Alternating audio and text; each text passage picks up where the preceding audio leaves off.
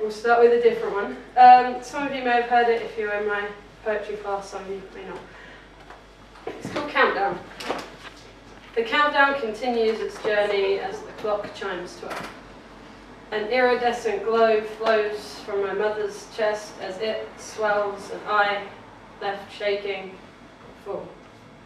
Loneliness here has become my soul companion. My soul companion lingers in uncertain futures. See, this house was never more than mere brickwork, never home. Soon it will be left in dust clouds from tire tracks escaping. Dreams made for chasing became reality, and I, greyhound that caught the hare and left dreamless. 18 years collected into cardboard towers leaning towards destinations unknown. The countdown happened too quickly.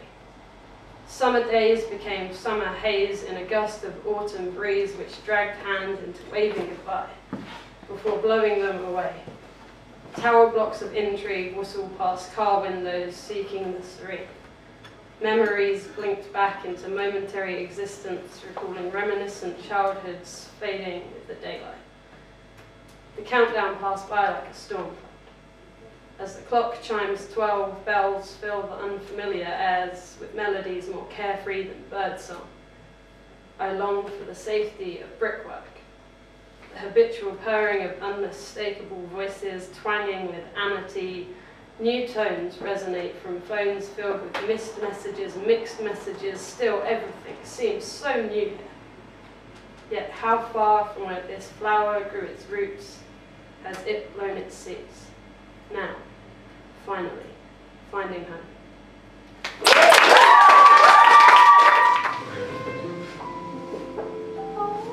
I'm gonna cry.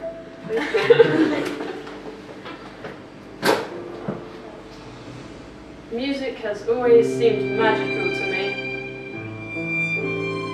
The way the tones flow into one another in perfect harmony, like waves, but bigger, like tsunamis. And the melodies flood my eardrums, the way the tsunami will flood the beach, and the village next to it, and the city next to that. It floods everything. Every part of me becomes consumed by the rhythm, by the sound. And nothing can bring that away from me, like poetry. There's a Welsh saying, a proverb in fact, that I have never felt a deeper connection to than now. To be born Welsh is to be born privileged. Not with a silver spoon in your mouth, but with music in your heart and poetry in your soul. And this is what makes me Welsh. The smallest drop of blood, the most important, the last to be forgotten. Some songs hold more meaning than words can express, like this one, which is why I dare not try. Just know, it took me years to be able to listen to it again. And when I did, I started drowning in the floods. Before remembering, I could swim.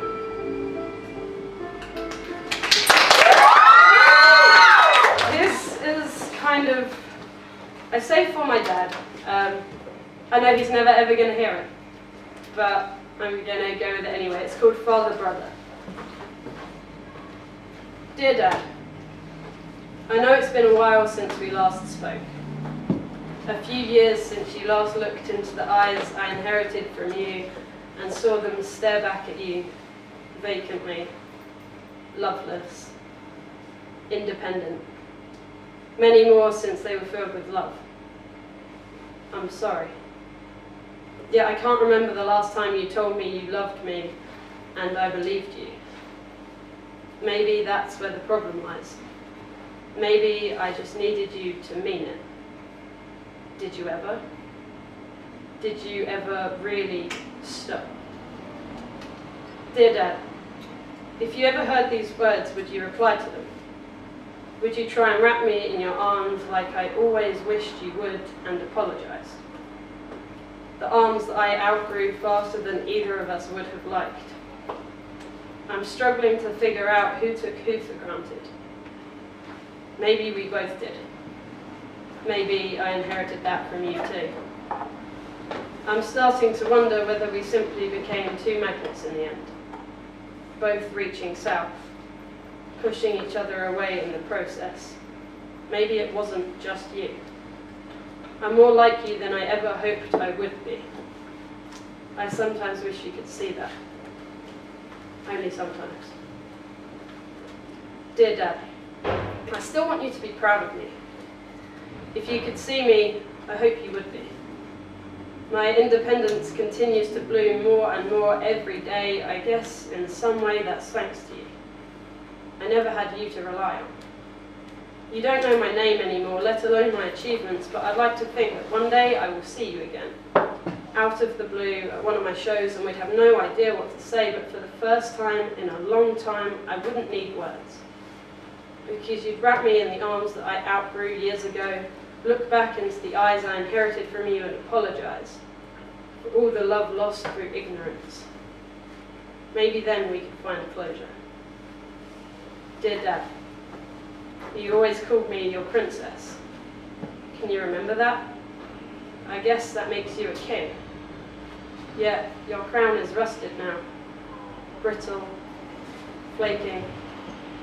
It's not too late to save it. I promise. It's never too late to change. This is me giving you another chance. Will you take it? Dear brother, can you tell him that I'm still breathing? That I'm no longer suffocating on anger? That if he tries to call me now, I would answer? That if he doesn't, I will understand? Can you pass on my regards?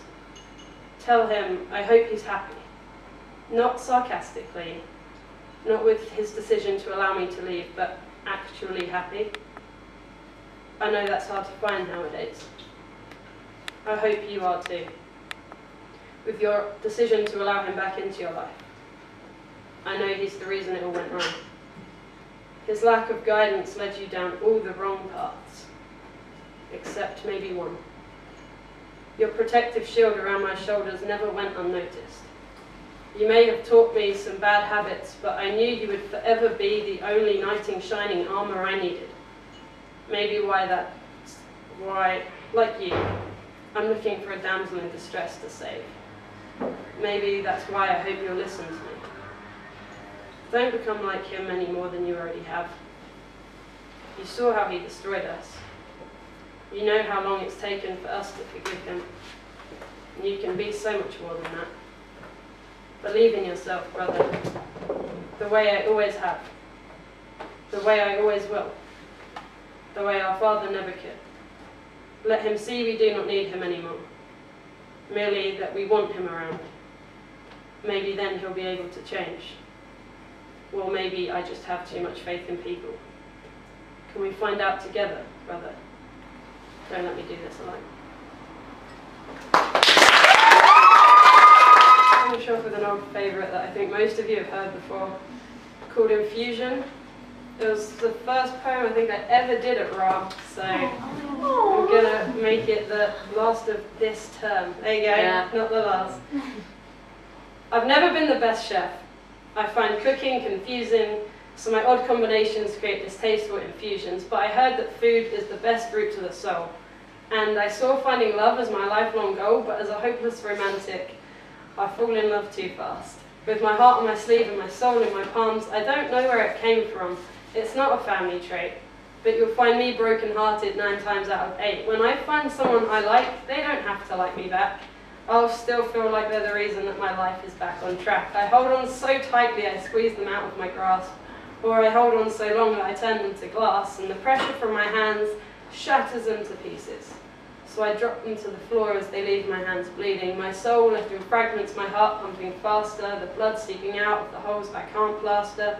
But it doesn't take long for the wounds to scab over, and I'll find someone new a few days, weeks, months later. I guess I saw myself as a love connoisseur, marinating my emotions in spices and herbs, but I've never been the best chef.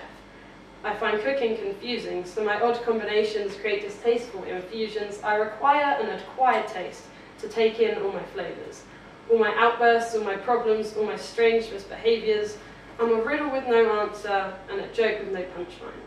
A stranger to love who gets pushed to the sidelines. It's okay. I've never been wanting a saviour. But when a girl liked me, I wanted to save her. I had a tendency to break hearts, unless mine was broken. I didn't want empty promises to be all she had spoken. I was protecting myself from more shattered glass by allowing the diamond to nearly drift past. See, a heart that's been broken is never quite the same. So I hid behind a mask and played her like a game, because she's never seen the riddle, let alone worked out the answer. And the joke was never brought up, so it never needed laughter. See, I was simply sick of being the stone that sank the ship. A line of Ashley Wilde that slowly led me to embrace it. I'd been too scared to share my flavours and frozen my heavy heart. But she warmed me in her fingers, and she soon turned me to glass. I spilled out all my flavours in my flowing salty tears. The spicy stories of my childhood laced with sour drops of fear, and the bitter reminiscence led to the sweetness of a smile and a pungent meaty aftertaste that lingered for a while. And even though I'm not the best chef, and I find cooking confusing, even though my odd ingredients lead to some strange infusions, she had the acquired taste required to take in all my flavours, all my interests, all my passions, all my genuine behaviours. See, I didn't want to burn her or shatter in her hands. I didn't want my glass heart to be crushed up into sand, so she picked a pair of oven gloves and slipped them into place. Looking up to finally see a smile on my face, she said, "You don't have to be the best chef or understand how to cook. Just let me read the stories from your recipe book. Let me understand your flavours and teach me how you taste. Because our life is just a recipe, but our ingredients aren't the same." Thank you.